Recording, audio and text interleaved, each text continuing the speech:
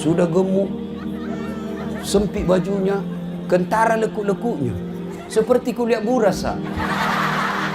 Lihat itu burasa ibu di, sudah dibuka talinya masih ada itu. Lihat itu ibu-ibu begitu mi model ibu kalau batal laki baru pakai selfie. Nah kira barangkali enak dilihat. Jengkelku mau kurasa tendang nih. Ada itu ibu-ibu kalau pakaian ki belum tentu dari samping bagus. Dari depan barangkali baik. Begitu kita dari samping deh kayak bebek kesurupan. Nah, maka ibu-ibu syarat pakaian yang kedua, jangan mempertontonkan lekuk tubuh. Juga kita laki-laki, jangan suami istri tak disuruh pakai jilbab, anak tak disuruh pakai jilbab. Kita keluar rumah main badminton, main basket, main apa kelihatan paha. Dosa juga itu laki-laki kalau keluar rumah kelihatan paha.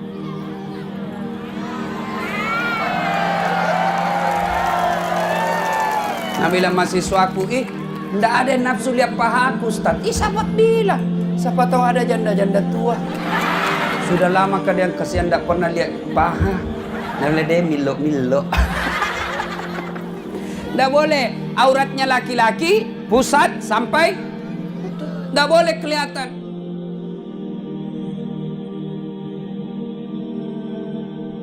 Sadaqallahul azim, maha benar Allah dengan segala firman-Nya.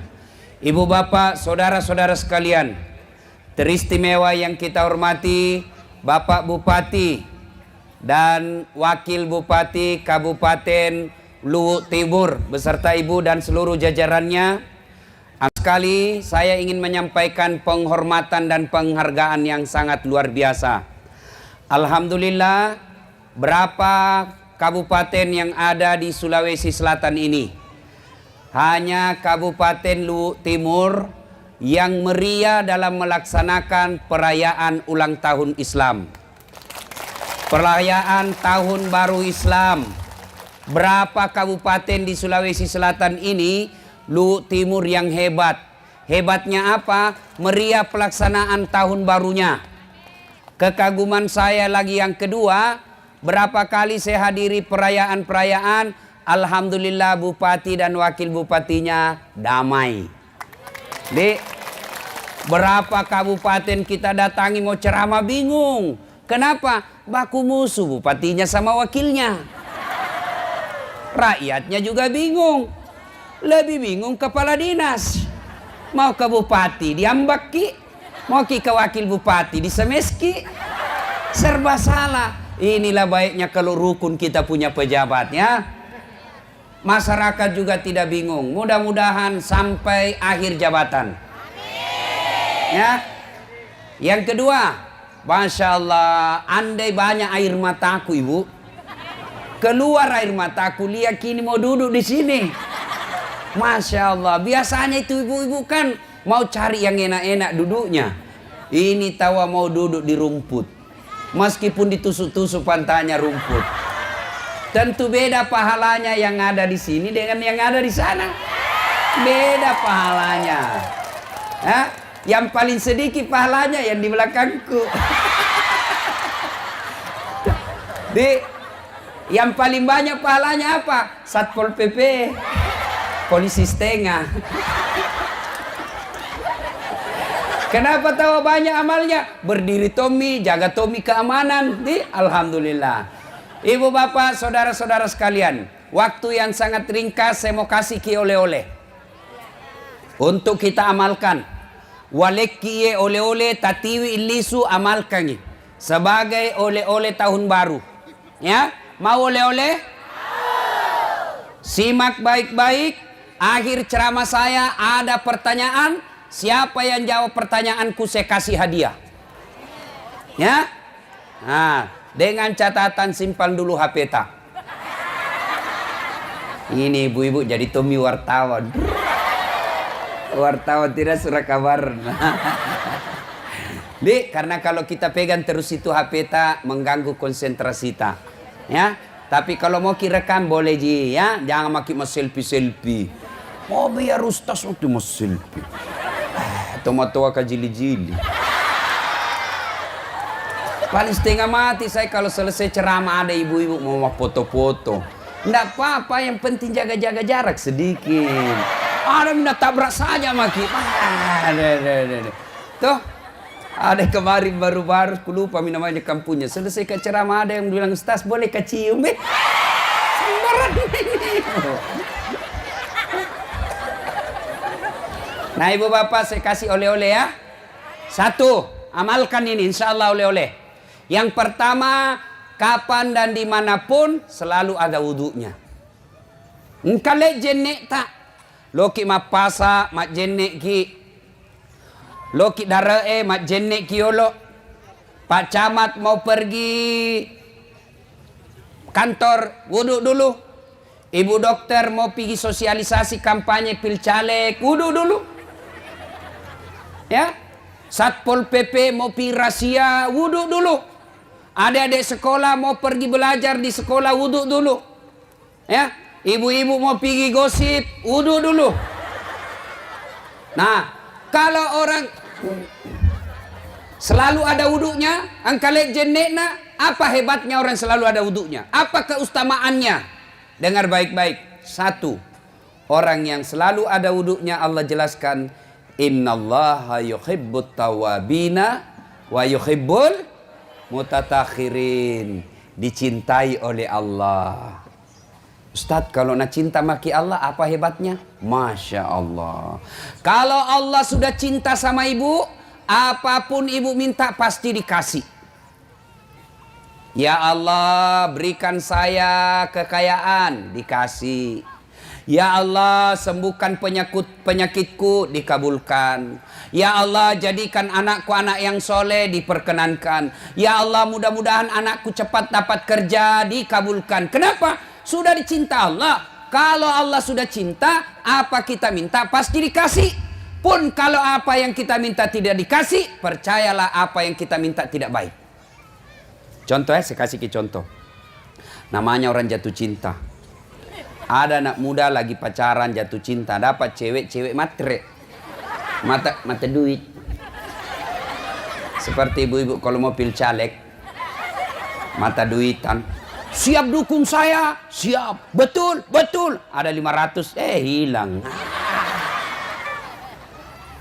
Ini cowok punya cewek mata duitan. Nah bilang cowoknya, Kak, ceweknya, nah bilang ceweknya, Kak, betul kita sayang, Kak. Betul, Kak dek, engkaulah pilihan hatiku. Kau jauh dariku, rasanya saya gelisah. Nah bilang ceweknya, betul Ki, Kak, kandalah Kak. Nah bilang ceweknya, kalau betul pale kita sayang Kak, belikan ngapale pulsa yang 100. Man rasai. Nggak ada uangnya cowoknya, terpaksa pergi pinjam sama temannya. Bos, pinjam dulu kamu 100.000, bulan depan ku bayar ku 200. Terpaksa pinjam duit. Kenapa bisa? Nah bilang, daripada nak putuskan ngecintaku, biar nih ku bayar ku 200.000. Coba, betapa banyak pegawai negeri sipil, ada semua kursus ijazahnya dan SK pegawainya di bank. Gara-gara apa? Istrinya mau dibelikan mobil. Iya toh? Betapa banyak orang banyak utangnya gara-gara apa? Memenuhi selera orang yang dicintai. Iya toh? Nah bilang ibu, belikan nggak mobil? Kalau tidak, jam kok. Berarti kau tidak sayang Kak. Gelisah ini suaminya. Terpaksa kasih panjang lagi kredit. Belum jatuh tempo perpanjang lagi. Nah, untuk apa? Menyenangkan hati orang yang kita cinta. Pun kalau ada yang kita minta, tidak nak kasih apa yang kita minta, percayalah apa yang kita minta tidak baik. Ustadz, saya selalu wuduk mi Ustadz, 5 bulan ini ku pelihara wudukku. Kok yang saya minta tidak dikasih? Ya Allah, mudah-mudahan suamiku bisa beli mobil. 5 bulan berdoa kok tidak bisa beli. Allah tahu kalau ada mobilnya suami tak nak pakai macan ring. Si mau kok. Apa? Mana pilih? Coba. Ya Allah, mudah-mudahan suamiku terpilih anggota DPR. Sudah sosialisasi, sudah jual sawah, tidak terpilih. Percayalah Allah tahu kalau suami tak terpilih anggota DPR, dia selingkuh, penjara, masuk KPK. Mana Waus? Allah tahu. Selalu saya kasih contoh. Saya ini Bu, dulu waktu ku tamat SMA mendaftar ke tentara. Mau sekali Kak jadi akabri penerbang. Begitu tes fisik jalan Garuda tidak lulus. Kenapa? Ceper. Ini ibu nak ketawai ceper. Saya protes waktu doa itu. Ya Allah, kenapa kau lahirkan saya dalam keadaan pendek? Kau tidak rugi jadi Tuhan kalau saya tinggi. Saya jadi tentara, kau tidak rugi jadi Tuhan. Tidak lulus kak ibu. Temanku lulus, padahal tidak pernah nakalan nilaiku. Lulus. Sekarang dia polisi di Sulawesi Barat. Reserse. Satu mi bunga-bunga di sininya, pakai baret merah. Saya malah lulus jadi ustadz pakai baret putih. Tapi alhamdulillah dengan baret putih yang saya pakai, mulai baret hitam sampai baret merah, ku caramai ke semua. Masih mau kok. Allah kasih yang terbaik. 2013 kemarin saya ikut pilwali di Makassar. Padahal saya selalu ada wudhu. Kenapa saya tidak jadi wali kota? Nah bilang orang, dikalah ki Ustaz. Tidak, saya tidak dikalah. Cuma yang menang lebih banyak suaranya dari saya. Belum tentu yang menang itu lebih hebat dari saya. Cuma suaranya lebih banyak. Saya itu putus asa? Tidak. Malah saya lebih tahu, dengan saya tidak menang lebih banyak waktuku pergi keliling ceramah. Bukan cuma di Jawa, bukan cuma di Indonesia, tapi sampai ke luar negeri. Alhamdulillah baru-baru kak pulang ceramah dari Jepang. Tahu Jaki Jepang? Tahu ke Jepang ibu? Tahu ke Jepang? Dekat Nawotu.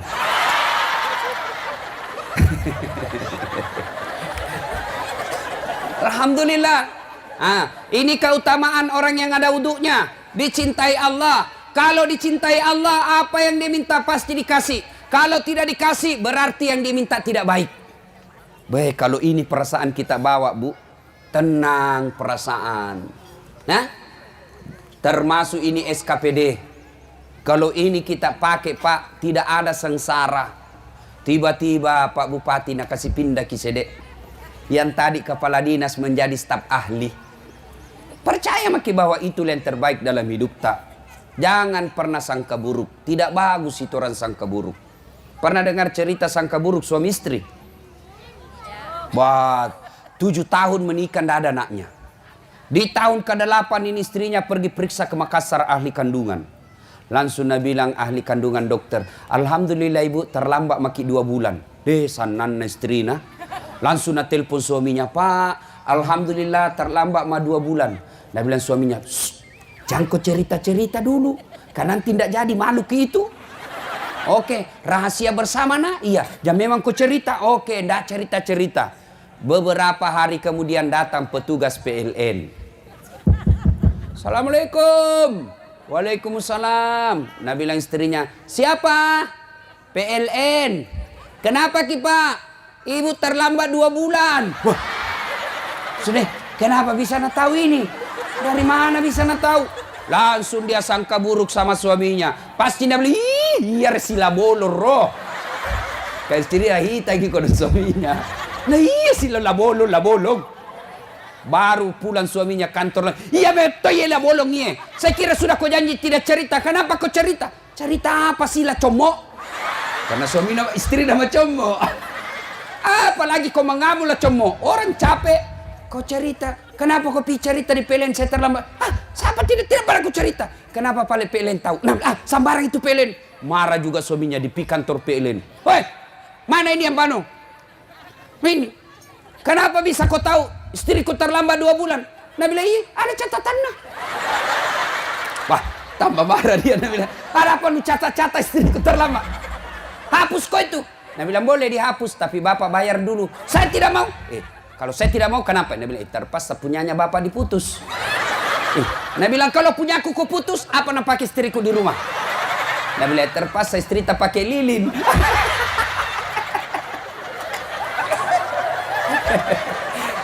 Ini bahayanya sangka buruk. Lain dipikir, lainlah di hati. Nah, berhenti sangka buruk. Ya, kembali. 1. Orang yang selalu orang yang selalu ada wudhunya, insya Allah dicintai Allah. Kalau dicintai Allah, apa dia minta dikasih. Kalau tidak dikasih, maka percaya bahwa yang kita minta tidak baik. Tanam perasaan kalau ini dibawa. Ilmu tanam perasaan. Yang kedua, orang yang selalu ada wuduknya, insya Allah terpelihara dari dosa dan maksiat. Kok bisa? Wah, saya ingat orang tuaku di kampung. Kalau bapakku sudah wuduk, melok ni mas sampah aja lo masih tiba-tiba datang mamaku. Mau nak sentuh. Engkau jenekku. Wah, bilaku. Padahal istrinya itu pas istrinya. Orang kalau ada wuduk, tidak mau sentuh perempuan. Jauh. Jauh. Masoleng jenekku. Orang yang ada wuduknya terpelihara dari dosa. Contoh lagi. Saya waktu ke sekolah, ibu. Kalau mau kan petek-petek pergi sekolah. Tidak mau kak kalau banyak cewek di atas. Jangan beda nanti rusak wudukku. 2 jam ini ku tahan wudukku. Terpaksa naik, terlambat ki, mau ki ujian. Oke, saya naik tapi tidak duduk sama cewek. Cewek di sini, saya di sini. Terpaksa duduk di sini, kayak ini yang kosong. Oke, saya duduk dekat cewek tapi waspada kak. Begitu sopir rem mendadak, langsung ku pegang itu besi, bu. Kutam. Kenapa? Ada wudukku. Tapi kalau tidak ada wudukku, ibu, oh, belum pilih rem sudah jatuh duluan. Oke, ya, jadi kalau ada wudhu, insya Allah terpelihara dari dosa. Coba ibu, kalau sudah ki wudhu, ndak mau kita jabat tangan sama laki-laki toh? Jangan pak, ada wudhuku. Yang ketiga, orang yang selalu ada wudhunya. Tadi dicintai Allah, yang diminta dikasih. Yang kedua terpelihara dari dosa. Yang ketiga, orang yang selalu ada wudhunya, insya Allah menyenangkan hati ketika dipandang wajahnya. Biasa ki barangkali baku bisik teman tak toh, itu ibu majelis taklim anggota tanda cantik, pesek-pesek. Tapi kenapa nih kalau ndak dilihat 1 minggu 1 bulan kayak rindu ki? Itu sudah ada nur ilahi di wajahnya. Ada orang kita lihat ndak cakep, ndak cantik, tapi menarik, senang kita lihat mukanya. Kenapa? Sudah ada nur ilahi di wajahnya. Allah kasih keberkahan wajah. Makanya ibu-ibu kalau mau ki menarik wajah tak, jangan ki dempul itu muka tak. Ibu-ibu sekarang ini nak kira barangkali tembok muka nah. Nak cek biru, coklat, abu-abu, kuning, jingga. Kayak orang sudah tabrak tiang listrik. Tomato apa kajili-jili nah. Oh ingat. Ada tomi kuliah ibu-ibu nak kawak giginya.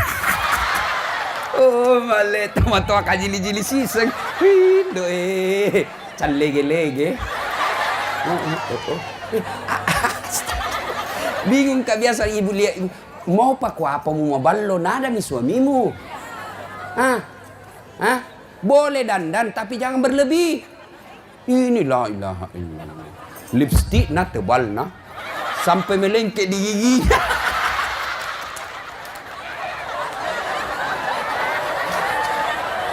Sudahlah, daripada ibu itu ibu bayangkan 1 kali make up bisa 200.000, gencunna 50.000, sedona 70.000. Berapa mi? Cilakna 30.000. Berapa mi? Apa mi? Banyak sekali. Daripada kita pakai itu yang banyak-banyak sampai 200.000, mending 50.000 mau make up seadanya, 150.000 kita tabung untuk sekolahnya nak tak. Atau kita kirim ke masjid. Itu lebih berkah. Nah biar kita apain muka tak ini. Nah tahu maki suami tak bilang istriku gini.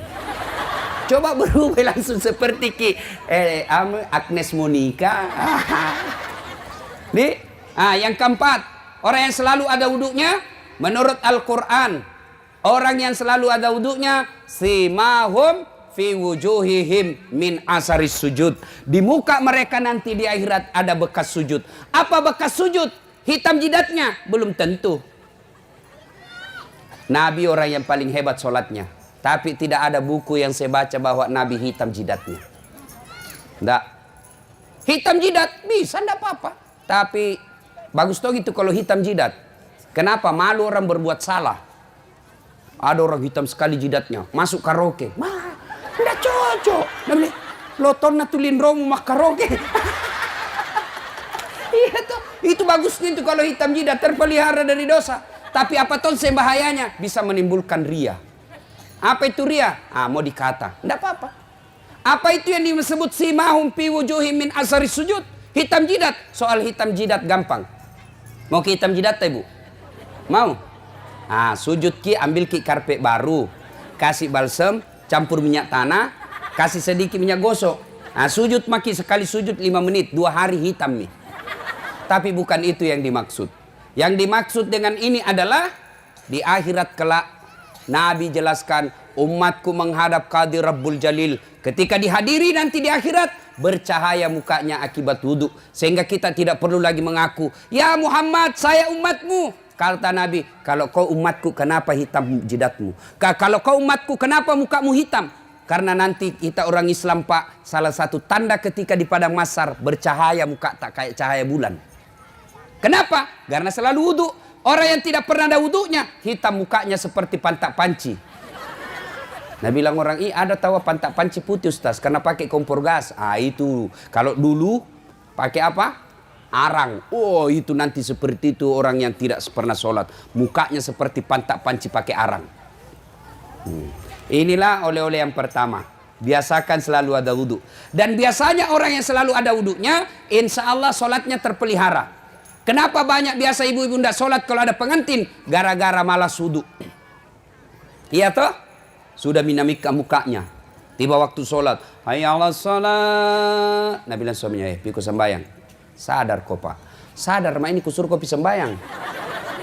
Nggak lihat kok ini mikapku. Ini 70.000 ini. Gara-gara mikap nggak sholat. Padahal sudah haji. Haji beleng-beleng. Orang yang selalu ada wudhu insya Allah. Yang keempat, yang kelima sekarang. Keutamaan orang yang selalu ada wudhunya. Insya Allah matinya dalam keadaan suci. Ajal kita tidak tahu Ibu. Ya, ajal kita tidak tahu. Jangan kita selalu berpikir mati harus sakit dulu. Mati harus tua dulu. Tidak.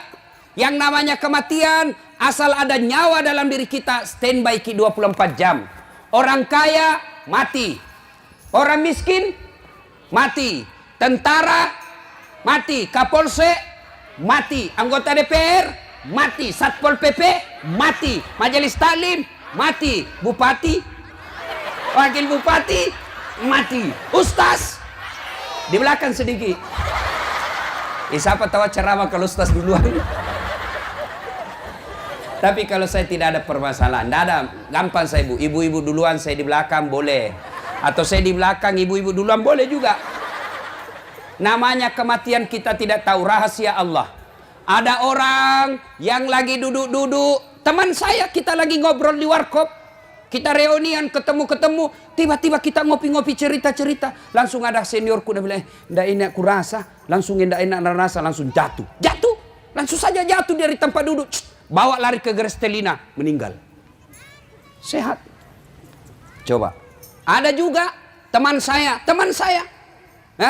pengurus Ampuri, Asosiasi Penyelenggara Haji, sakit berhari-hari, berbulan-bulan sakit, akhirnya dibawa operasi ke Singapura. Pulang dari Singapura, dioperasi di pemeliharaan kembali, pemulihan. Datang mertuanya dari Palembang, dia pergi lihat menantunya karena lagi sakit, justru mertuanya meninggal. Coba, dia pergi lihat orang sakit, dia meninggal. Ini kalangan birokrasi, pejabat-pejabat, belajar dari Sinjai. Iya toh? Asisten satunya Sinjai, Kabupaten Sinjai, naik malam 17 Agustus, memberikan sambutan sebagai ketua penitia. Turun dari panggung, meninggal. Coba kalau kita selalu ada wudhu, kita mati dalam keadaan suci. Tapi kalau tidak ada wudhu, kita mati dalam keadaan kotor. Na'udzubillah min zalim. Maka itu enaknya kalau selalu ada wudhu. Insya Allah terpelihara kita dari dosa, dikabulkan apa yang kita mau, bercahaya mukanya, di akhirat nanti juga bercahaya mukanya, dan kelima terpelihara solatnya, dan yang paling kita inti adalah kita bisa mati dalam keadaan suci. Coba, gampang toh? Ibu-ibu susah ndak wudhu? Bagaimana misalnya ibu pergi ke jalan-jalan, wudhu maki dulu. Misalnya tiba-tiba pakai sepatu, ini sepatu tua mi, lama sepatu andalan, dipakai, pas saya masuk, bocor, batal, ya batal. Nabi bilang, tidak habis Ustaz, sedikit ji keluar, biar sedikit tetap batal. Bagaimana wudhu lagi kan tidak dibayar ji? Pegawai pergi ke kantor, tadi di rumahnya sudah wudhu, sampai di kantor batal, wudhu lagi kan tidak dibayar ji. Apa susahnya? Ini oleh-oleh yang pertama. Amalkan, kapan dan dimanapun selalu ada wudhu. Yang kedua, oleh-oleh kita hari ini.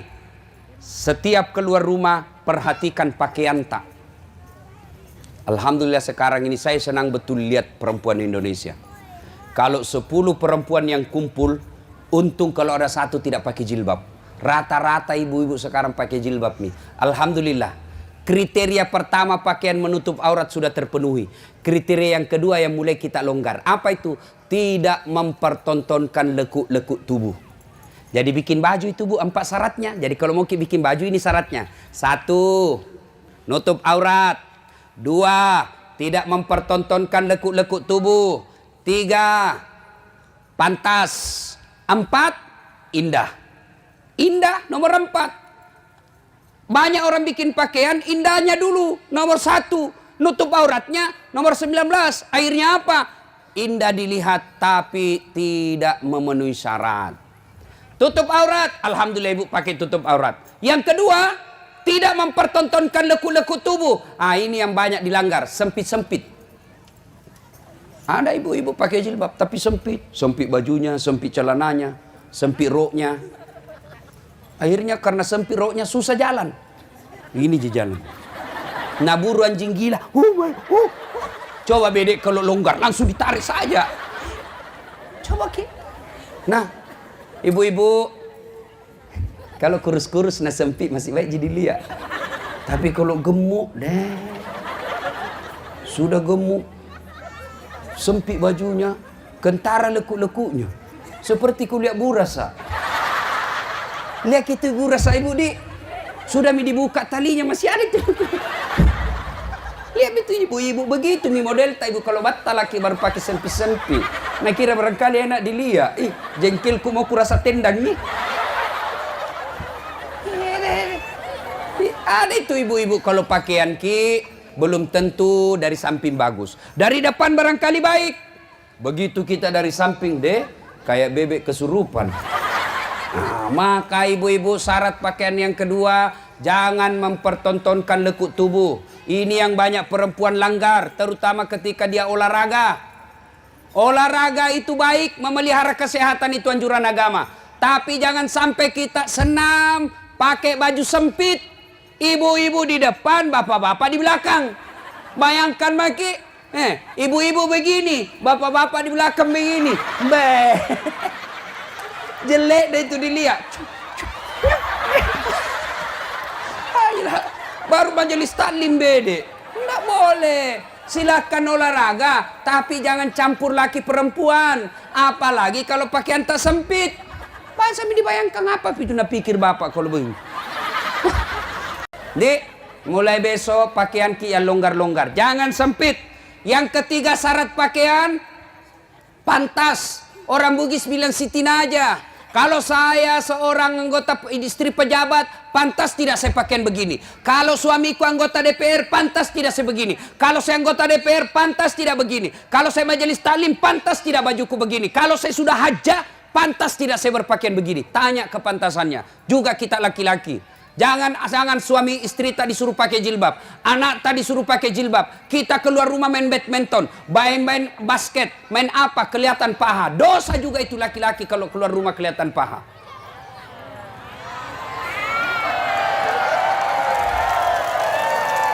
Nah bilang mahasiswaku, ndak ada nafsu lihat paha aku Ustaz. Sahabat bilang, siapa tahu ada janda-janda tua. Sudah lama kalian kasihan ndak pernah lihat paha. Namanya dia milok-milok. Nggak boleh. Auratnya laki-laki, pusat sampai. Nggak boleh kelihatan. Kita suruh anak istri tak pakai jilbab. Kita keluar rumah pergi main bulu tangkis, pergi jogging, kelihatan paha. Dosa juga itu bagi laki-laki. Dan yang keempat, syarat pakaian indah. Alhamdulillah, Allah tidak melupakan keindahan dalam berpakaian. Dengan catatan, dia urutan terakhir. Pakaian yang pertama harus nutup aurat. Yang kedua tidak mempertontonkan lekuk-lekuk tubuh. Yang ketiga pantas. Dan yang keempat indah. Alhamdulillah. Inilah oleh-oleh yang kedua. Selalu berpakaian yang islami. Coba kita juga bapak-bapak. Ibu, mau Ki supaya suami tak tidak jalan salah? Mau Ki? Suami tak kembali ke jalan yang lurus? Mau ibu? Caranya? Suruh keluar rumah selalu pakai gamis. Coba pakai gamis, pakai songko, insya Allah tidak macam-macam itu. Coba saya kemana-mana saya pakai begini, tidak mungkin saya jalan salah. Kenapa Ustaz kak, ada haji, insya Allah tidak macam-macam. Kalau saya jalan begini tidak mungkin saya pipi main biliar. Ustaz kajili-jili. Maka ibu kalau mau pergi suami tak keluar, pak pakai songkok tak, mana gamis tak. Ada yang bilang di Makassar majelis taklim, dia bilang selalu kusuruh pakai gamis Ustaz, cuma kalau di mobil nak ganti. Ini juga bapak-bapak ya, sudah diajarkan jalan ke surga malah dia pilih jalan yang ke neraka. Yang kedua, oleh-oleh kita selalu berpakaian yang islami. Yang ketiga sekarang, oleh-oleh kita setiap saat mau keluar rumah doa dan tawakal. Bagaimana itu doa dan tawakal Ustaz? Duduk dulu. Coba bayangkan ibu, ada wuduknya, dia tutup auratnya. Sebelum keluar rumah dia duduk dulu di kursi, lalu berdoa kepada Allah. Doanya, Bismillahirrahmanirrahim. Inna sholati, sesungguhnya solatku, wa nusuki, ibadahku, wa mahyaya, hidupku, wa mamati, dan matiku, lillahi rabbil alamin. Saya serahkan segalanya kepada Allah. Bismillahi, dengan nama Allah. Tawakkaltu, saya berserah diri. La haula wala quwata illa billah. Tidak ada daya dan kekuatan kecuali datangnya dari Allah Subhanahu wa taala. Ternyata di jalan nah hadang ki perampok. Pak Jamret. Nah tarik kita punya tas. Kita tarik juga, aku tarik ki, tarik. Nah tinju ki, tunduk ki. Begitu dia tunduk, ditunjuk juga. Pak, kenapa nak jatuh? Nah aku pelan-pelan ji. Ternyata usut punya usut, bisulnya nak kena.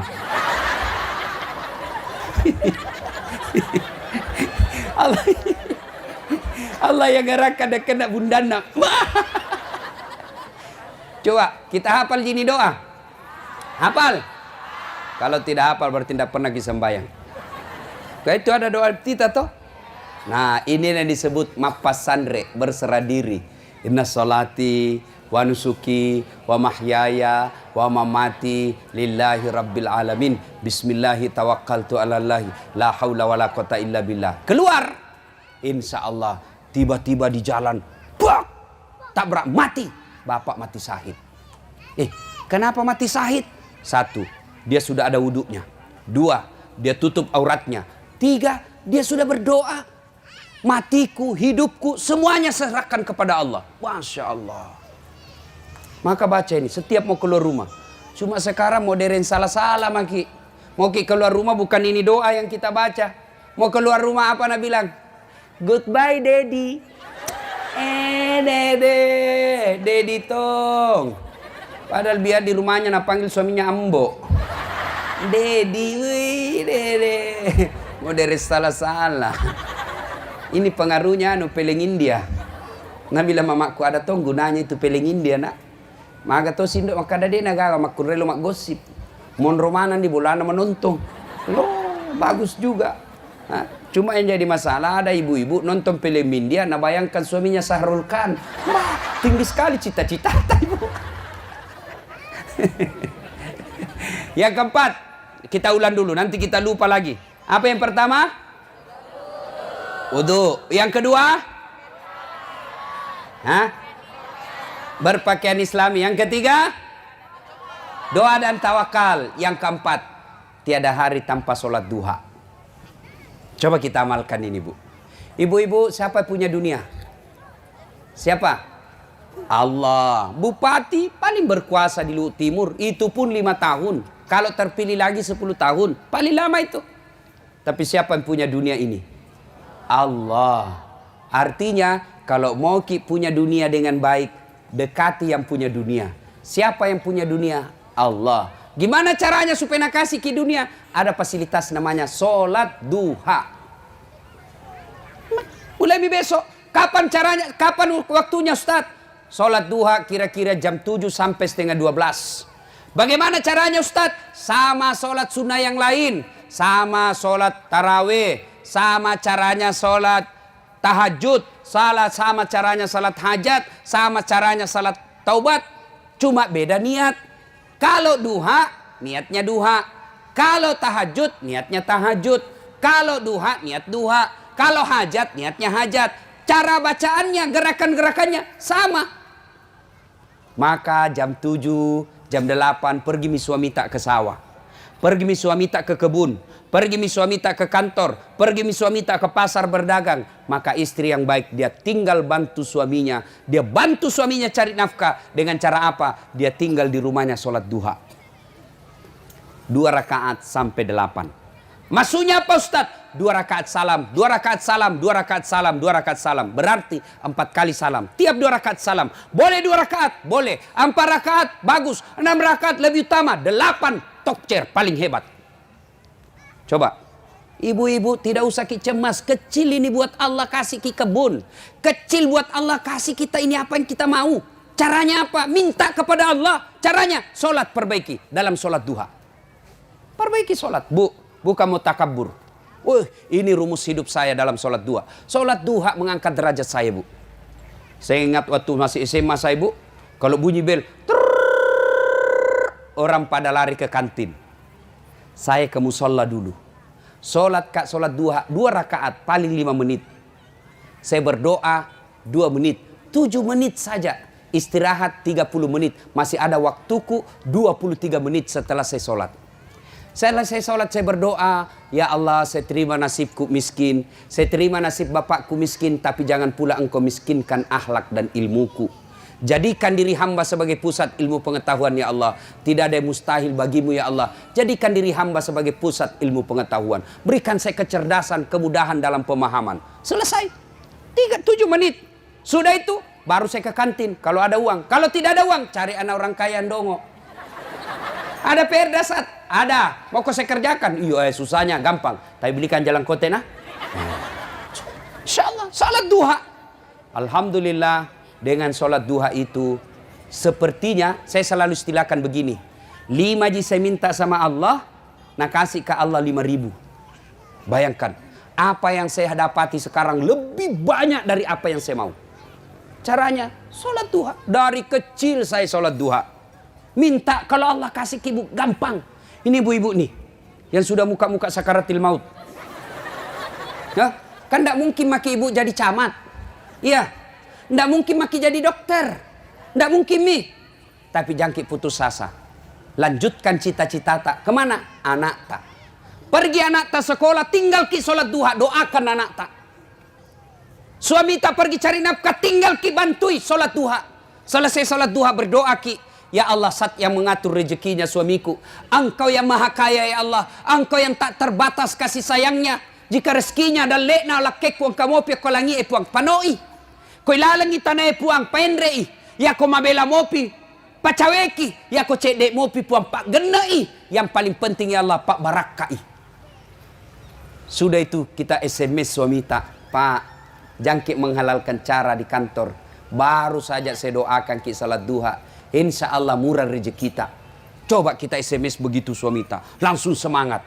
Itu kita laki-laki kalau dapat SMS begini, langsung dikasih lihat semua teman tak di kantor. Hei, lihat ko istriku. Bagaimana saya tidak sayang? Lihat ko, tiap pagi SMS-nya. Pernah kita SMS begitu suami tak? Pernah? Dede. Paling SMS-nya nak bilang temanku, paling SMS-nya Ustaz, jangan lupa singgah beli telur. Wah. Baru suaminya kepala dinas disuruh singgah kodong beli telur. SMS suami tak dengan semangat seperti sholat duha kibu. Anak tak pergi belajar, kita bantu di belakang. Ya Allah, angkat derajatku melalui anakku ya Allah. Kalau tidak tahu ki bahasa Indonesia, jangan ki bahasa Indonesia, bahasa Bugis. Boleh ki juga berdoa begini, puang, kamasei kasih anakku paruntu ya gana sapa puang. Pacedecengi tuona supaya ia makesito tuoku. Boleh ki berdoa begitu. Tidak harus ki bahasa Arab. Daripada bahasa Arab ki tidak tahu artinya, bingungi malaikat. Dia bilang malaikat, kasih ini ibu. Dia minta anaknya cerdas, nah minta jodoh ini. Malaikat. Nih bu, doa ki. Ini para caleg, ada caleg di sini? Banyak? Banyak? Istrina Pak Wakil Bupati ku dengar caleg juga. Sudahlah. Sambil kita bersosialisasi, kita berdoa dalam sholat duha. Tiada hari tanpa sholat duha. Tiap hari kita sholat duha. Bagaimana caranya Ustaz? Sama kalau kita taraweh, bacaannya sama. Apa beda? Niat. Kalau taraweh, taraweh niatnya. Kalau duha, duha niatnya. Sholli sunnatal duha. Raka'ataini lillahi ta'ala. Allahu Akbar. Saya niat solat sunnah duha. 2 rakaat sunnah hukumnya bagi saya lillahi ta'ala. Allahu Akbar. Sudah itu Allahu Akbar. Baca doa iftitah.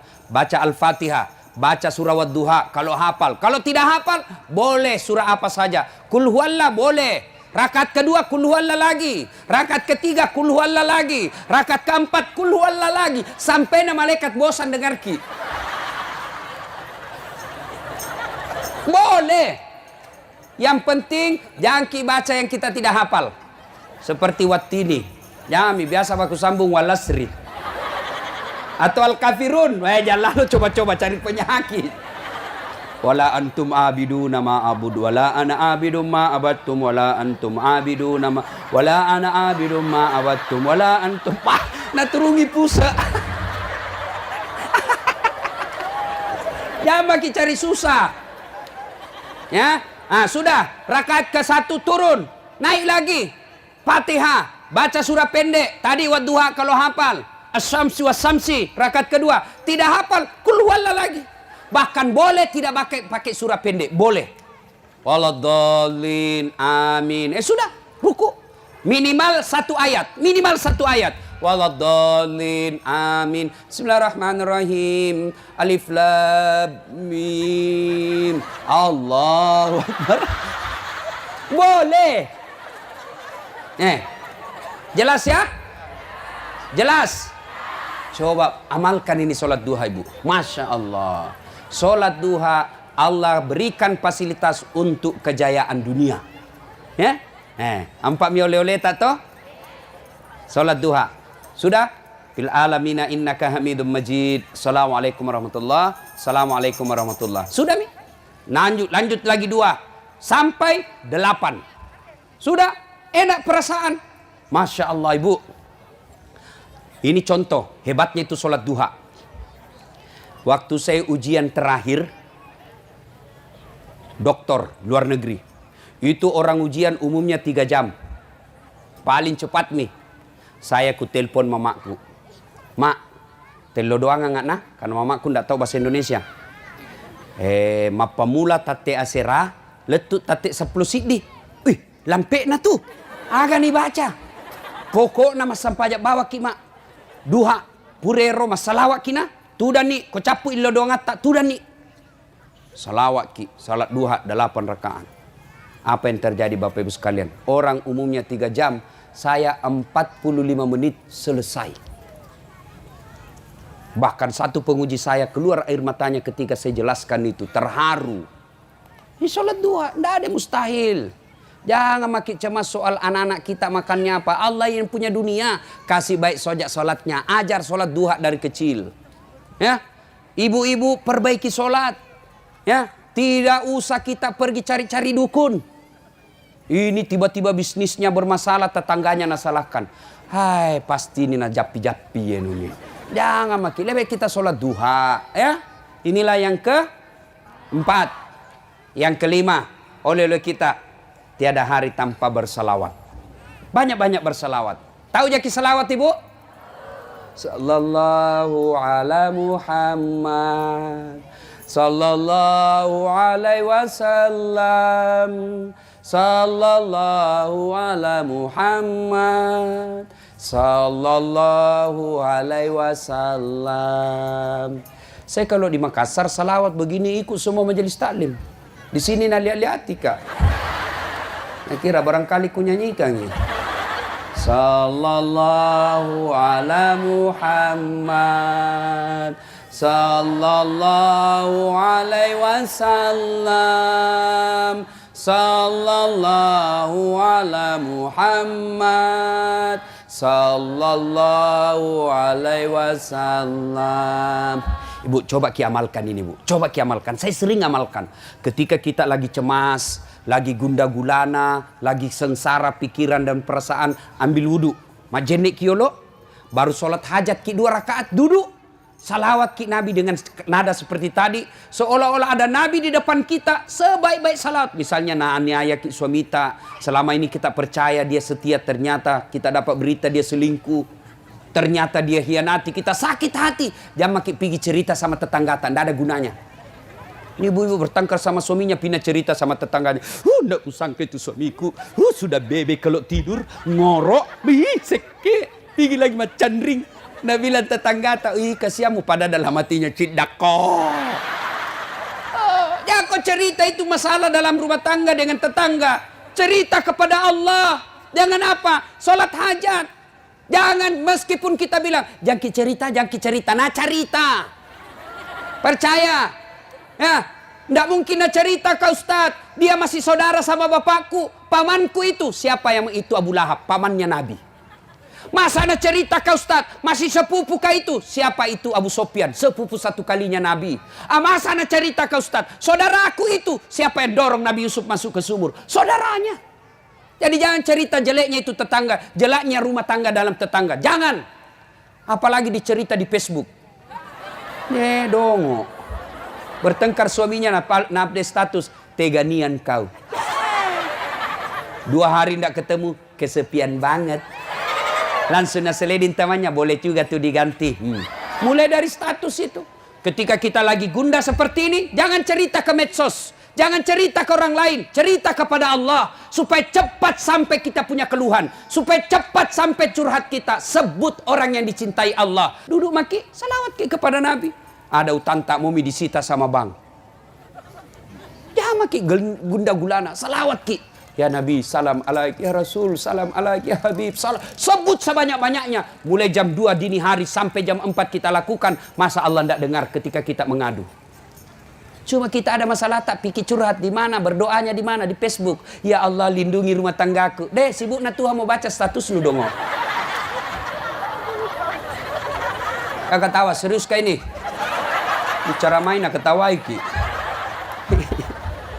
Ya, ayo. Salawat ki. Bu, banyak sekali. Saya puluhan kali saya lihat itu hebatnya salawat. Pernah suatu ketika di Pulau Buru mau maulid. Rame orang. Lapangan kayak gini penuh. Tiba-tiba hujan. Nah bilang panitia, batal min. Nggak jadi mi orang. Saya bilang jangan dulu bos. Kasih saya kesempatan berselawat. Saya selawat sebanyak-banyaknya. Saya putari seolah-olah saya putari ini. Saya pagari ini dengan selawat. Berhenti hujan. Terakhir ini di Enrekang. Khotbah. Idul Adha waktu itu. Penuh lapangan. Kita mau khotbah di lapangan. Bupati sudah bilang, kasih pindah ke masjid. Tidak mungkin. Saya bilang, tunggu. Saya selawat sebanyak-banyaknya. Sebanyak-banyaknya. Saya minta tolong kepada Allah. Mudah-mudahan Allah dengan cintanya kepada Nabi Allah kabulkan. Akhirnya apa? Berhenti hujan. Begitu saya selesai khutbah, baru 3 menit, hujan kembali. Kalau ada masalah tak ibu, salawat ki. Saya kasih contoh. Saya sahabat misalnya sama Pak Wakil Bupati. Pak Bupati, saya sahabat. Ada anakku nakal, banyak sekali. Sakit gigi Pak Bupati, nak tumbuk tiang listrik. Lewat rumah Pak Bupati, nak lempar mobilnya. Banyak nakal memang tong. Tapi mau ditangkap. Saudara, bagus sih Pak Ustaz. Meninggal saya. Tiba-tiba datang anakku minta tolong. Pak Wakil, bantu kak kasihan. Mau kak membayar, tidak ada bapakku. Nah bilang Pak Wakil, ini mi anak-anak dek gapali sutaruna. Dek napa aja nasi sakit. Kurang ngajarak nih. Iko na tupat cilaka-lakai. Tiba-tiba datang ibu dokter. Dia bilang, jangan kau lihat itu anak. Ingat kau itu Ustaz. Apapun caranya nak batalkan kalau kau undangi. Baiknya itu Ustaz. Yang kau lihat itu anak. Bapaknya kau ingat.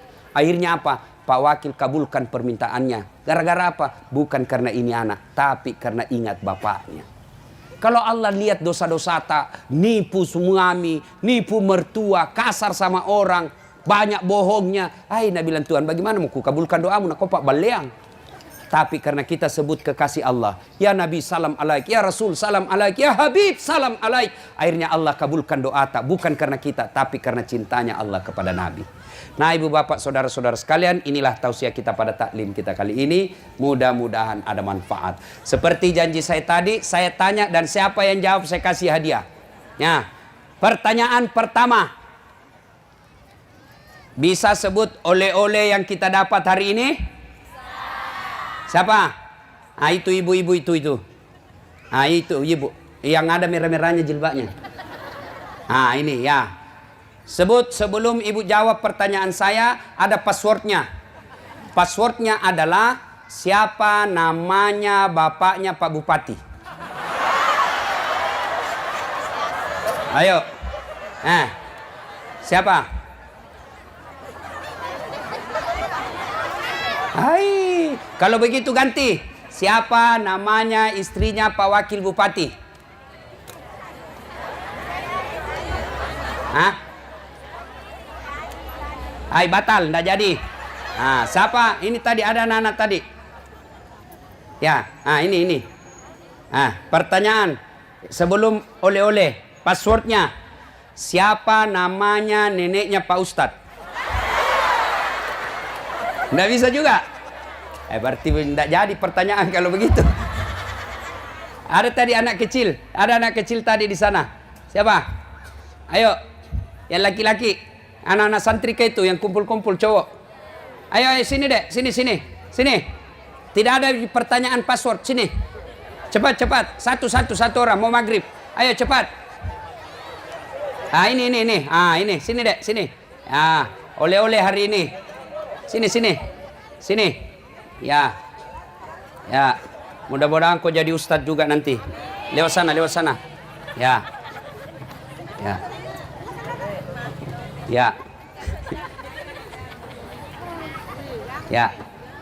Ya, siapa namanya, Dek?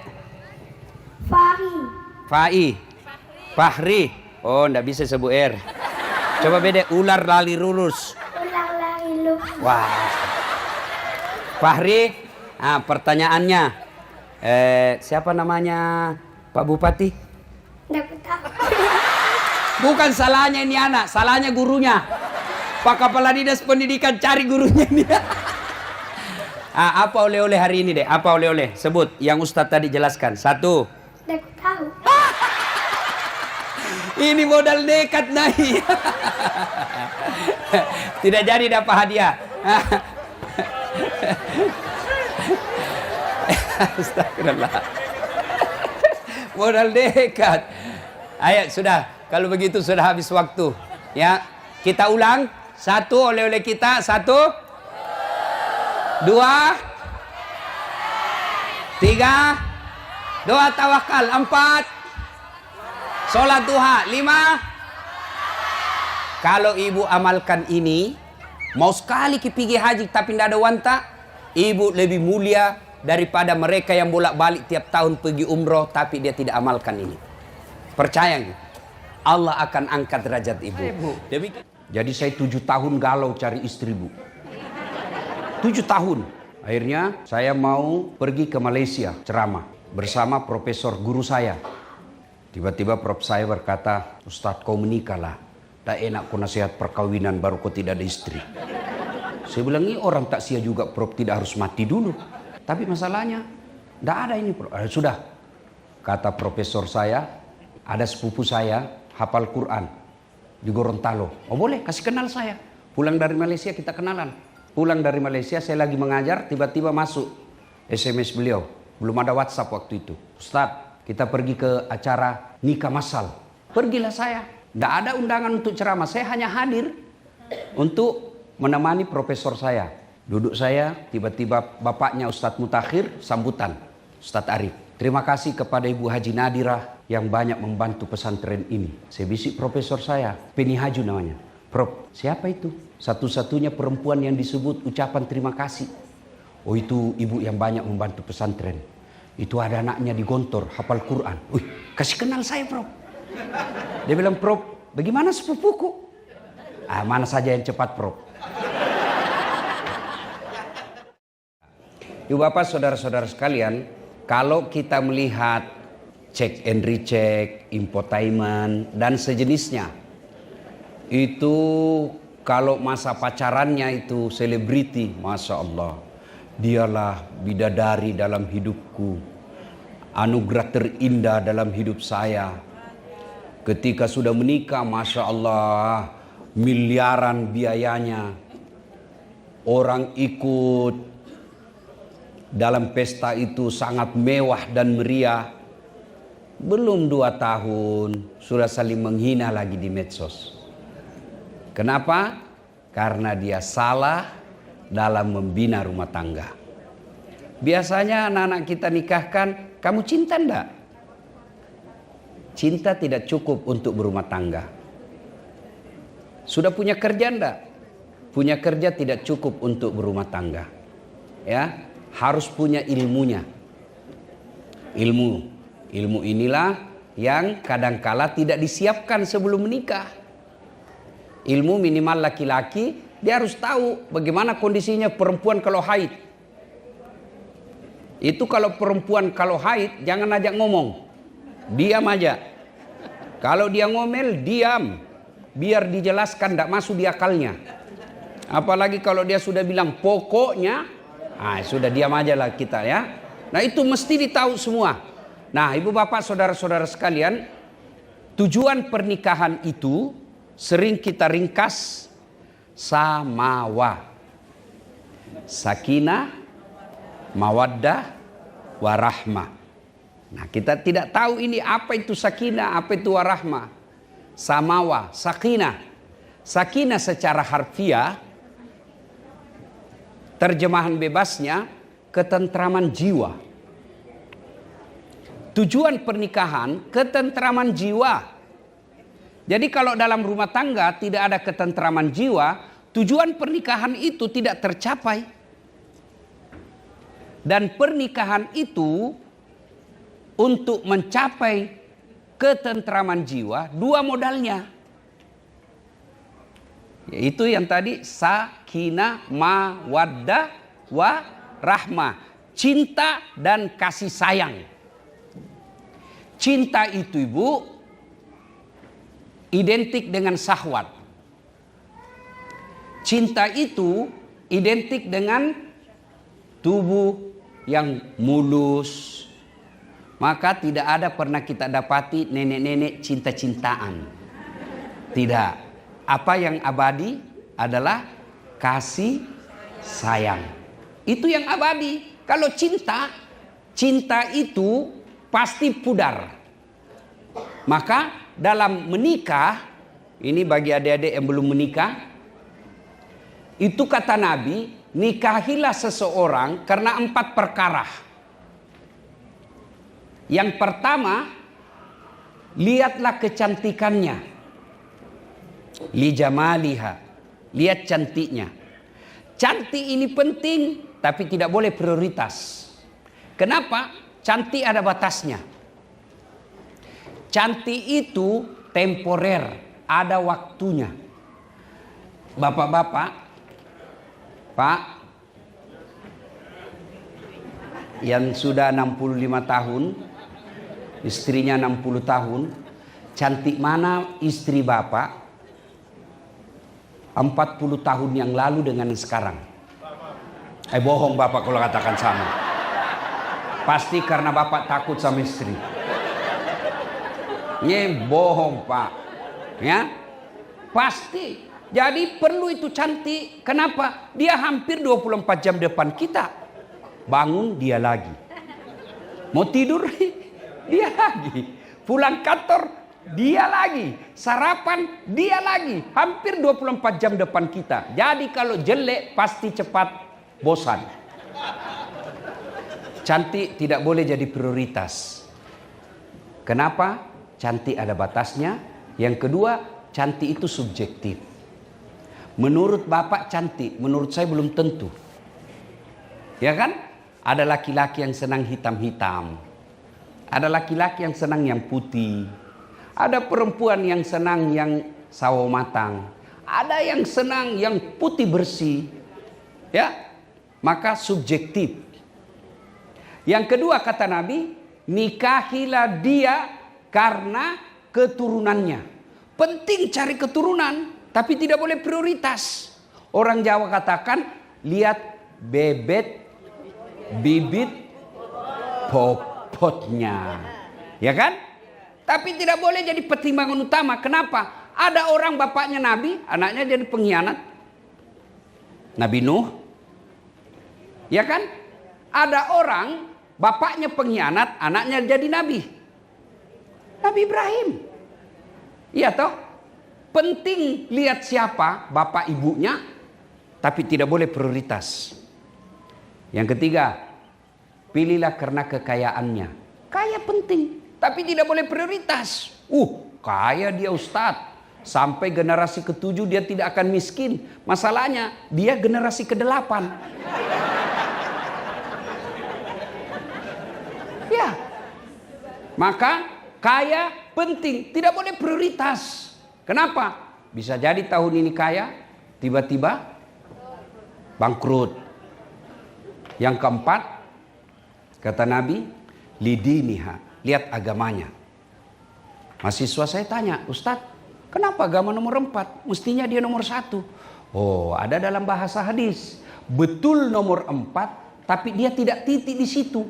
Koma, ada penegasannya.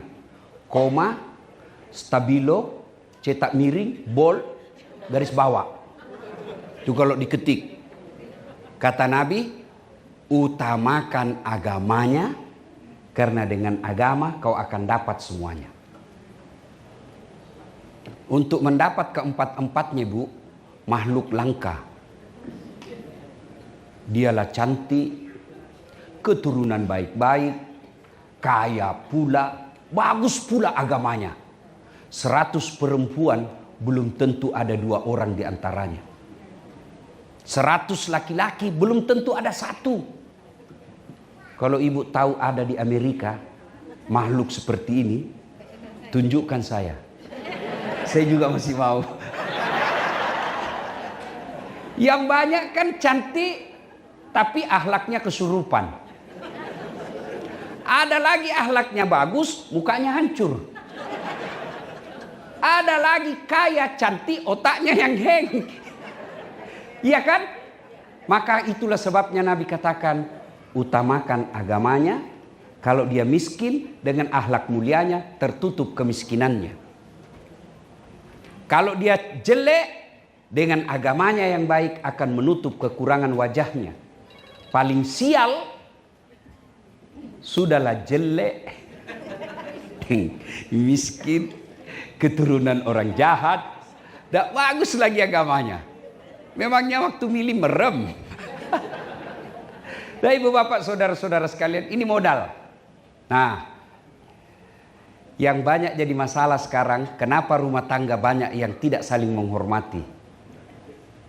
Setelah banyak orang curhat sama saya Bu hampir tiap hari curhat, Bu. Banyak sekali orang curhat rumah tangga. Setelah saya pelajari dan survei, salah satu sebabnya karena pacaran. 4 tahun pacaran. Selama 4 tahun pasti ada saling berkhianat. Karena berkhianat, bohong dan lain sebagainya, saling memaki. Kenapa? Tidak ada saling menghormati, tidak ada ikatan. Kebiasaan itu yang 4 tahun saling bohong, saling hina, saling maki, itu yang lanjut setelah menikah. Ada tidak rumah tangga yang tidak pacaran? Banyak. Orang tua dulu, tidak ada itu pacar-pacaran. Ketemu bapaknya, sudah besar anakmu ya? Oh iya, anakku juga sudah gadis, sudah atur nikah. Bahagia. Ada, saya. Itu salah satu sebab saya dekat dengan Ustadz Mutakhir. Karena istri saya dapat di pondok beliau, pengajiannya. Saya pergi ceramah. Jadi saya 7 tahun galau cari istri, Bu. 7 tahun. Akhirnya saya mau pergi ke Malaysia ceramah bersama profesor guru saya. Tiba-tiba prof saya berkata, Ustadz kau menikahlah, tak enak kau nasihat perkawinan baru kau tidak ada istri. Saya bilang, ini orang tak sia juga prof, tidak harus mati dulu. Ya kan? Oke, tapi masalahnya tidak ada ini prof. Sudah, kata profesor saya, ada sepupu saya hafal Quran di Gorontalo. Oh boleh, kasih kenal saya. Pulang dari Malaysia kita kenalan. Baik, pulang dari Malaysia saya lagi mengajar, tiba-tiba masuk SMS beliau. Belum ada WhatsApp waktu itu. Ustadz, kita pergi ke acara nikah massal. 40 pasang, Bu. Pergilah saya. Tidak ada undangan untuk ceramah. Saya hanya hadir untuk menemani profesor saya. Duduk saya, tiba-tiba bapaknya Ustadz Mutakhir sambutan, Ustadz Arif. Terima kasih kepada Ibu Haji Nadirah yang banyak membantu pesantren ini. Saya bisik profesor saya, Penny Haju namanya. Prof, siapa itu? Satu-satunya perempuan yang disebut ucapan terima kasih. Oh, itu ibu yang banyak membantu pesantren. Itu ada anaknya di Gontor, hafal Quran. Wih, kasih kenal saya, Prof. Dia bilang, Prof, bagaimana sepupuku? Mana saja yang cepat, Prof. Ini kisah nyata saya, Bu. Ya, sudah, saya kenalan sama itu ibu. Hari Sabtu, hari Ahad. Jumat, saya khotbah Jumat bahas tentang kecemasan dalam hidup, sangka buruk kepada Allah. Selesai sholat sunnah ba'da Jumat, saya merenung. Saya kena ceramah saya ini. Sudah, saya putuskan pergi melamar. Saya telepon ibu saya, Mak, melok kalau letu, saya mau pergi melamar. Nika, siapa? Ada, penghafal Quran ini. Napuji moko gak? Dia suka kamu kah? Makanya mama doakan saya. Ilo doangan nak, bukanlah. Pergilah saya bilang sama sopir saya, kau tahu Limbung? Tahu, kita ke sana. Sampailah saya di sana. Begitu saya masuk rumahnya, saya naik ke lantai 4, saya ceritakan, Bu, bolehkah saya cerita rahasia? Padahal baru pertama saya ketemu di acara itu. Itu ibu yang jadi mertua saya sekarang. Kenapa? Ada rahasia ini, Bu. Saya malu kalau ditolak kan? Ya kalau cuma berdua hanya dia yang tahu. Ceritalah saya berdua. Sudah cerita siapa saya, cerita-cerita. Lalu saya sampaikan, waktu itu belum ada YouTube saya. Belum ada akun saya. Bu, saya dengar Ibu Haji ada anaknya di Gontor 2 penghafal Quran. Oh ya, ada itu anak saya. Alhamdulillah. Langsung saya bilang, Bu, saya ini niat Ibu Haji, saya mau lamar anaknya Ibu. Oh. Apa kata Ibu itu? Alhamdulillah, doa saya ketika umroh diijabah Allah. Memang ketika saya umroh saya berniat berdoa di depan Baitullah. Ya Allah, kalau ada orang yang suka anak saya dan baik agamanya, saya terima. Langsung dalam hati saya, aman. Ya, bagus agama saya merasa baiklah agama saya ini. Karena saya penceramah. Kalau dibilang baik kerjanya, saya mundur. Lalu dia bilang, cuma anak saya ada 2, Ustadz. Yang mana? Saya bilang, terserah Ibu yang mana.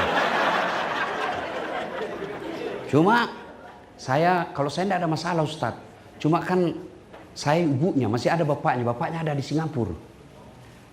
Saya bilang, jadi bagaimana? Tenang Ustadz, soal bapaknya saya punya urusan. Dalam hatiku masuk gigi 2. Ya kan? Sudah amat itu. Udahlah. Lalu dia bilang, Ustadz, lihat dulu anak saya.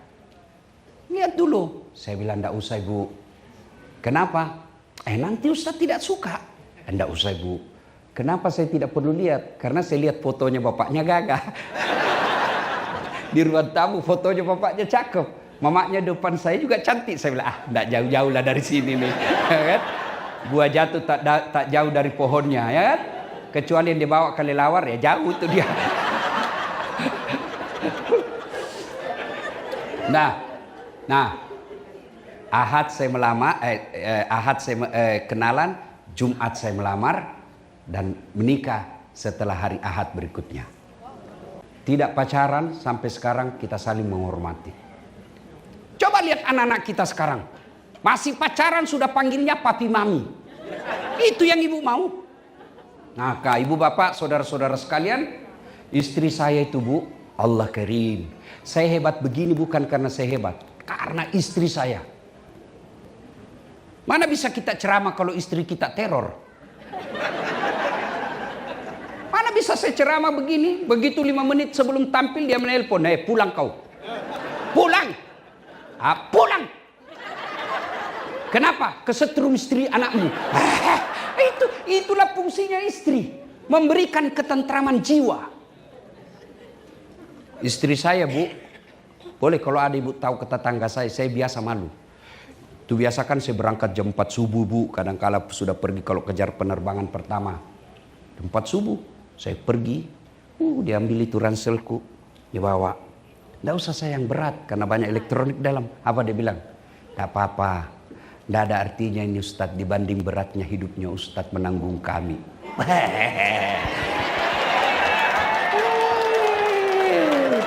Masya Allah.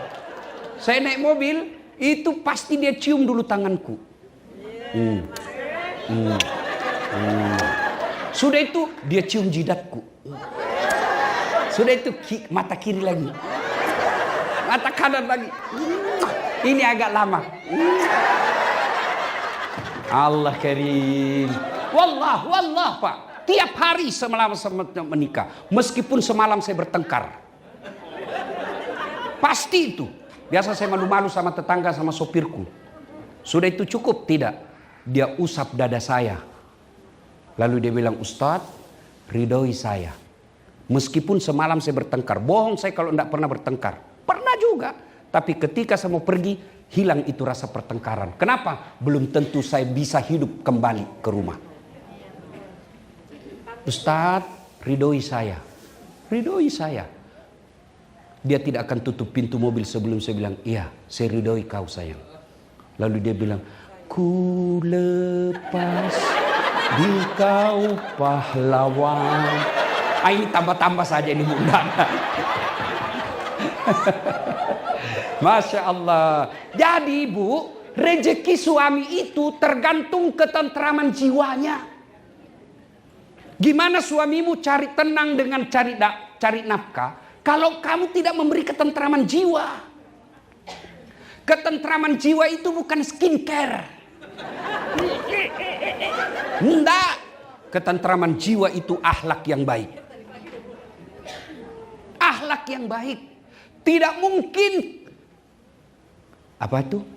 Kamu mau jaga suamimu 24 jam. Tidak mungkin. Kau periksa HP-nya. Untuk apa? Ini yang selalu menjadi pertengkaran dalam rumah tangga, handphone. Tidak semua harus kau tahu itu rahasianya suamimu. Yang penting kamu dinafkahi dan dia tidak berkhianat. Saya kasih handphone saya sama istri saya, ini handphone saya. Bu, dengar ini bu yang suka periksa handphonenya suami. Untuk apa? Kalau kau mau jaga suamimu, bukan dengan periksa handphonenya. Bukan dengan periksa handphonenya, tapi apa? Hadir kau di hatinya. Gimana kau hadir di hatinya kalau kau tidak hormati orang tuanya? Gimana kau hadir di hatinya kalau kau kasar ngomong? Gimana kau hadir di hatinya kalau anaknya kau tidak urus? Saya mewakili perasaan laki-laki dan pasti semua sama. Bu, ibu mau tahu tidak ketentraman jiwa seorang suami? Dia pergi cari nafkah, masuk WhatsApp istrinya. Bang, ini saya lagi ngajar hafalan Quran. Anak kita, alhamdulillah, ini si bungsu sudah Iqra 2. Itu suamimu dalam hatinya. Nggak rugi saya menakit cari nafkah. Biar saya setengah mati cari nafkah, ternyata istriku baik. Bagaimana suamimu mau tentram jiwanya telepon? Di mana kau? Salon. Di mana kau? Di mall. Di mana kau? Lagi jogging. Di mana kau? Banyak sekali tanya-tanya ini. Pulang di rumah, mestinya sudah siap makanannya, tidak kusiapkan. Jangan marah ya bu, jangan marah. Ini gunanya dakwah. Supaya ada perubahan di antara kita. Kalau orang kaya, mewah rumahnya, apa aja bisa dibeli, tiap hari bertengkar, paling tidak hartanya tertutupi. Lalu kita cuma jauh, kerja juga ala kadarnya, gaji hanya untuk operasional sehari-hari, bertengkar tiap hari. Kapan kau bahagia? Yang herannya lagi bertengkar, hamil lagi.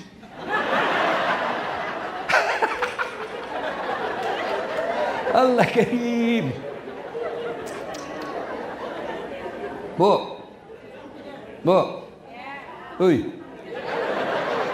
Ibu, mau jadi istri soleha? Catat, jadikan status. Renah.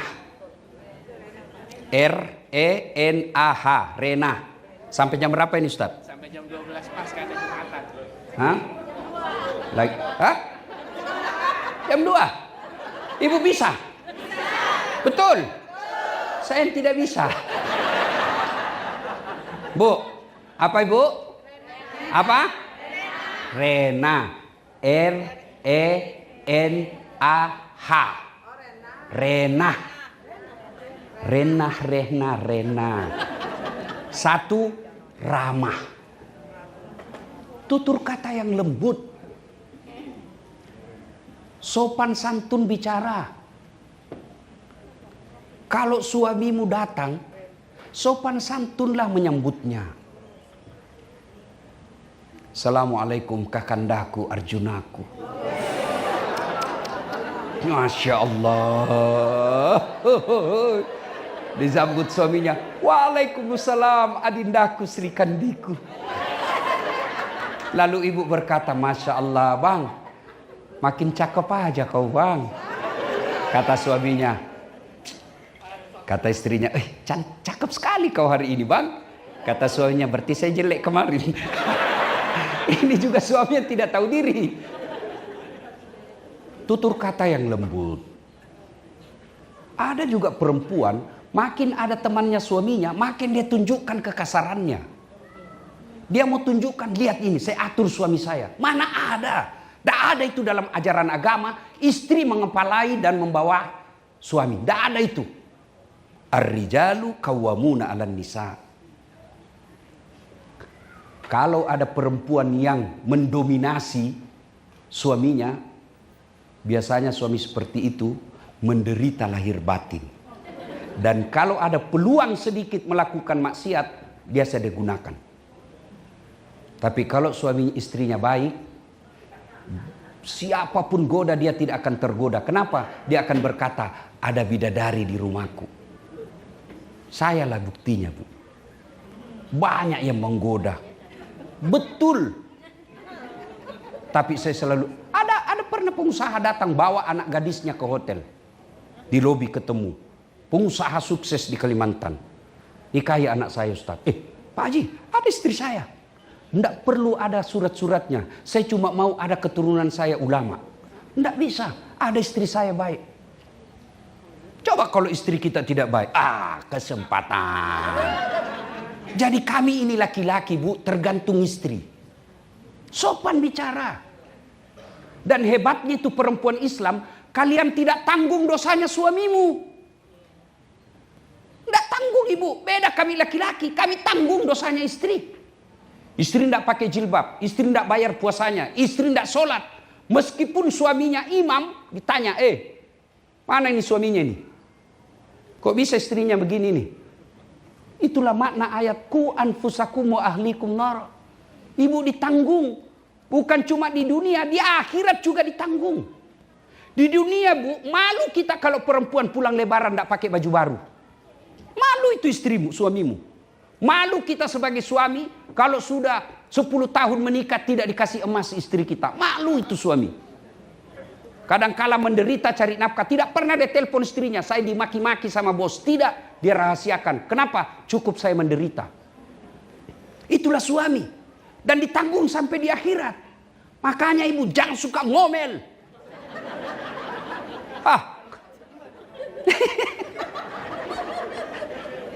Bu. Rena. Rama. Cuma Masya Allah. Kalau istri sopan bicara. Bu. Coba lihat itu kalau kita naik pesawat. Waduh, pramugari itu memang Masya Allah. Assalamualaikum Pak. Selamat pagi Pak. Ini kami siapkan ada minuman. Mau minuman apa? Yang hangat atau es atau jus. Sudah itu dikasih mau kopi. Kopinya Pak pakai gula atau tidak? Gulanya rendah kalori atau gimana? Dan dikasihnya kita Pak dengan 2 tangan. Suamimu naik pesawat pelayanan bisnis kelas. Sampai di rumah pelayanan kelas ekonomi. Ya. Minimal kalau kita tidak bisa bahagiakan suami, dengan kecantikan wajah kita, perbaiki akhlak. Akhlak itu tutur kata yang lembut. Betul Pak? Betul Pak? Dengar itu. Tutur kata, ramah. Ya. Oh, 5 menit lagi. Karena Jumatan. 2. RE. Apa itu? Elok. Apa artinya? Dia pandai memasak, berpenampilan cantik dan menarik di depan suami. Bahkan Nabi katakan, wanita soleha itu adalah mereka yang menyenangkan hati ketika dipandang wajahnya. Sayang 1000 sayang, perempuan cantik kalau dia mau pergi muktamar. Cantik kalau dia mau pergi pengantin. Begitu mau tidur sama suaminya, la haula wala quwwata illa billah. Daster tinggi sebelah, ndak sikat gigi, kadangkala dikasih bedak itu yang tebal di sini, ada lubangnya di matanya, ada timun, nonton TV, pegang remote, angkat kaki. Kata suaminya, astagfirullah, begini aja jodoh saya. Bu, halo, REN, apa itu? Nikmat. Perempuan soleha pandai memasak masakan kesenangan suaminya. Makanya telepon mertua. Itu saya setelah menikah, ibu saya itu dia panggil menantunya. Nah, itu hebatnya ibu saya, Bu. Dia tahu semua masakan kesenangan anaknya. Itu anakku itu yang begini, dia senang ini. Kalau saya, dia tahu apa kesenangan ikan kering. Kalau dia marah, kasih ikan kering, tumis baik-baik, berhenti marah itu. Kasih kayu sayur bening. Dia tahu, sekarang ibu-ibu malas masak. Ibu-ibu masih ingat ibu-ibu dulu mau bikin kopi. Oh, susahnya ibu. Saya lihat itu ibu saya kalau mau bikin kopi, ke pasar dulu beli kopi. Sudah jadi kopinya? Belum. Dijemur dulu. Enggak digoreng, dijemur dulu, Bu. Sudah dijemur, baru digoreng. Sudah jadi kopinya? Tidak, baru ditumbuk. Sudah ditumbuk, sudah jadi? Enggak, ditapis. Tapisnya lagi pakai itu baju bodoh. Baju khas orang Bugis yang tipis itu, ikat. Sudah itu sudah jadi kopinya? Tidak, dijemur lagi. Sudah itu baru dimasakkan air. Masaknya bukan tidak pakai kompor gas, pakai kayu. Iya toh? Sudah jadi kopinya. Masya Allah. Ke pasar dulu, berjam-jam dibikin prosesnya. Tapi bapak-bapak dulu belum ke sawah, sudah ada kopinya yang panas mengepul di mejanya. Ibu-ibu sekarang tinggal beli itu kopi saset 3 in 1, ada kopinya, ada gulanya, ada susunya, tinggal diseduh, belum juga dibikinkan suaminya kopi.